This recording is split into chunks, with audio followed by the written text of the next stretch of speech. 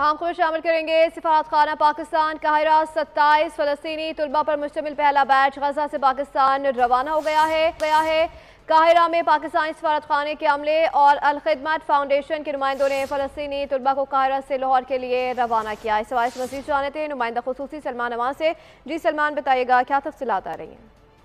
जी बिल्कुल, पाकिस्तान गजा के मजलूम फलस्तीनियों को इमदाद के साथ साथ हर मुमकिन सहूलियात भी फराहम करने की पूरी कोशिश कर रहा है। और इस सिलसिले में पाकिस्तान ने फलस्तीनी जो मेडिकल स्टूडेंट्स हैं इस वक्त अपनी तालीम जारी नहीं रख सकते, उनको अपनी यूनिवर्सिटीज़ के अंदर तालीमी इदारों के अंदर जो है एडजस्ट करने का फैसला किया है। और प्राइम मिनिस्टर ऑफ पाकिस्तान के खुसूसी अहकामात के तहत इन तमाम तलबा को हुकूमत पाकिस्तान एक फुल्ली फंडेड स्कॉलरशिप प्रोवाइड कर रही है, यानी कि वो जहाँ पर पाकिस्तान में रहेंगे और अपनी तालीम मुकम्मल करेंगे। इस हवाले से 192 फलस्तीनी तलबा को पाकिस्तान लाया जाएगा। और इस सिलसिले में जो पहला बैच है वो काहिरा से रवाना हो चुका है, जो कि पाकिस्तान पहुंचेगा।